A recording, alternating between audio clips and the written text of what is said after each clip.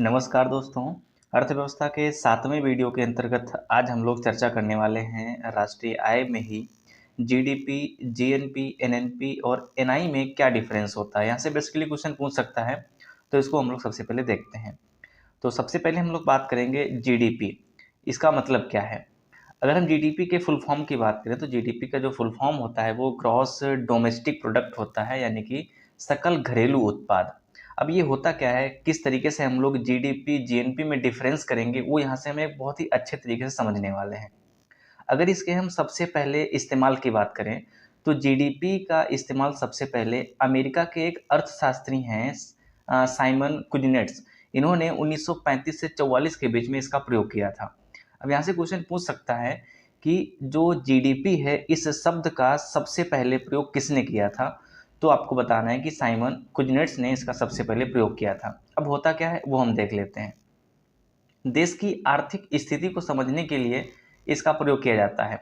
अब जैसे कि देखिए यहाँ पे एक शब्द आता है डोमेस्टिक, यानी कि घरेलू, यानी कि कोई भी देश हो उसके क्षेत्र के अंदर, यानी कि उसकी जहाँ तक सीमा है, चाहे वो समुद्री सीमा हो चाहे वो स्थलीय सीमा हो, उन सीमा के अंदर कुल वस्तुओं और सेवाओं का जो मूल्य होता है वो जीडीपी के अंतर्गत आता है। वो यहाँ पे लिखा हुआ है कि इसको इस प्रकार से समझा जा सकता है, किसी भी देश में उत्पादित वस्तुओं और सेवाओं का बाजार में कितना मूल्य है वो यहाँ पे डिनोट करता है। कौन सा? वो जीडीपी। ठीक है। अगर हम अगली बात करें भारत के परिप्रेक्ष्य में, तो भारत में जो इसका इस्तेमाल है वो उत्पादन बढ़ाने या घटाने के औसतन के आधार पर किया जाता है।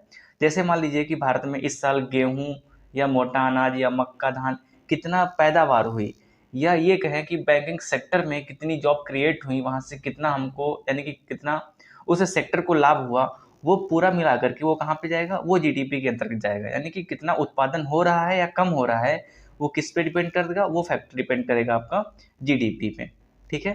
नेक्स्ट बात करें अगर हम जीएनपी। अब देखिए जीडीपी को जीएनपी में कैसे कन्वर्ट करेंगे या क्या घटाया बढ़ाया जाएगा तो हमको जीएनपी मिल जाएगी, वो यहाँ पे हम समझते हैं। अब जीएनपी का फुल फॉर्म देखेंगे तो ग्रॉस नेशनल प्रोडक्ट, यानी कि सकल राष्ट्रीय उत्पाद। अब वो क्या था? जीडीपी क्या था आपका? सकल घरेलू उत्पाद। और ये क्या आ गया? इसमें राष्ट्रीय शब्द एक तरीके से इसमें चेंज हो गया, डी की जगह पे एन आ गया। वो क्या आया है, किस तरीके से आया, वो हम समझते हैं। किसी भी देश में एक निश्चित समय या एक वित्त वर्ष में देश के नागरिकों के द्वारा, देखिए यहाँ पे क्या आ गया? देश के नागरिक। और वहाँ पे क्या था? फिर हम जाके देखते हैं वापस, यहाँ पे था ये सीमा, या किसी भी देश में उत्पादित वस्तुओं और बाजार का मूल्य कितना है, यानी कि कोई भी देश है उसकी सीमा के अंदर। लेकिन यहाँ पे क्या है कि उस देश के किसी भी नागरिक के द्वारा उत्पादित वस्तु और सेवा के अंतिम मौद्रिक मूल्य का, जो मौद्रिक मूल्य को सकल राष्ट्रीय उत्पाद या जीएनपी के रूप में जाना जाता है। अब यहाँ पे समझने वाली बात यह है, मान लीजिए कोई भारतीय नागरिक, ऐसा तो है नहीं कि भारत में ही रहता है, दुनिया का ऐसा कोई भी देश नहीं होगा जहाँ पे भारतीय नहीं पाए जाते होंगे, चाहे वो अमेरिका हो, कनाडा हो, ऑस्ट्रेलिया हो, कोई भी बड़ा देश लीजिए, बड़े से बड़ा देश और छोटे से छोटा देश, वहाँ पे भारतीय नागरिक पाए जाएंगे।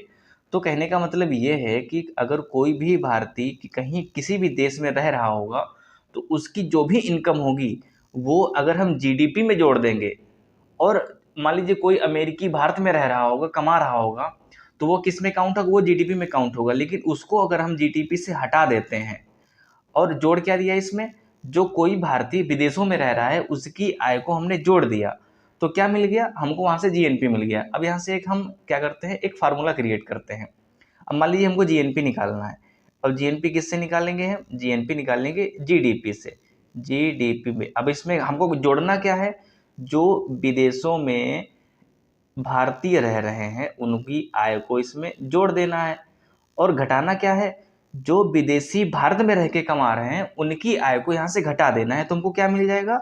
ग्रॉस नेशनल प्रोडक्ट मिल जाएगा, यानी कि हमारी जो सकल राष्ट्रीय उत्पाद है वो कितना है वो हमको यहाँ से मिल जाएगा। आगे देखिए वो यहीं पे लिखा होगा कि जो आपका, हाँ, यहाँ पे जीएनपी के अंतर्गत यदि कोई भारतीय व्यक्ति किसी अन्य देश में रहकर व्यापार या जॉब करता है जिसके बाद वह अपने लाभ को भारत में भेजता है, ऐसा तो है नहीं कि भाई कोई ना कोई इसका भारत में ना रह रहा हो, तो कुछ ना कुछ तो भेजेगा वो, तो इस लाभ को जीएनपी में जोड़ा जाता है। इसके विपरीत यदि विदेशी कंपनी या कोई भी विदेशी व्यक्ति भारत में व्यापार या जॉब कर रहा है तो उसके लाभ को क्या होगा, इससे जीएनपी से लेस कर दिया जाएगा।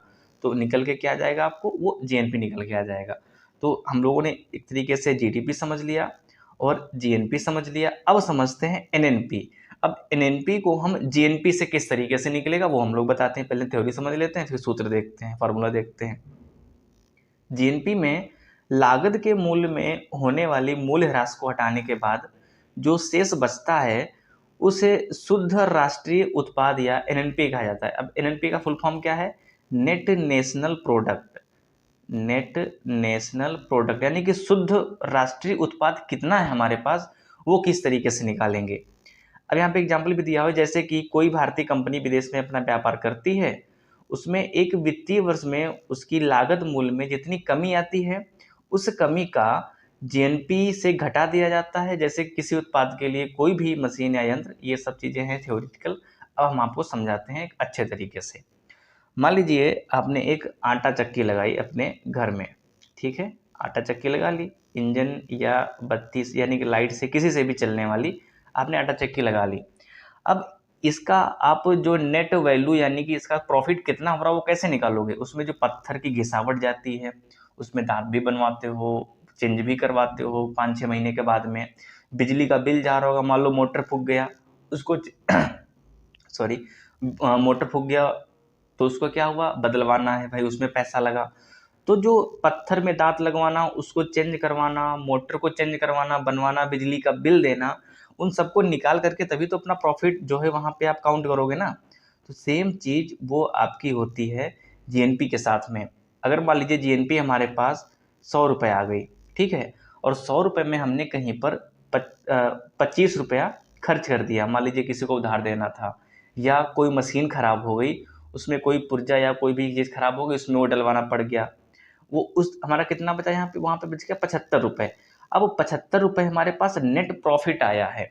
तो यही जो 75 रुपये है वो क्या निकल के आया, वो नेट नेशनल प्रोडक्ट यहाँ से निकल के आता है। तो इसके लिए फार्मूला क्या बन जाएगा, जो हमारी जीएनपी है वहाँ से अगर हम मूल्य ह्रास, इसको हम डी से डिनोट करते हैं, डिप्रिसिएशन बोलते हैं इसको, ये हटा दें तो हमारा क्या निकल के आ जाएगा, ये निकल के आ जाएगा आपका एनएनपी। तो ये आपको यहाँ से हम लोगों ने आज क्या सीखा, हम लोगों ने सीखा कि जीडीपी क्या होती है बहुत ही अच्छे तरीके से।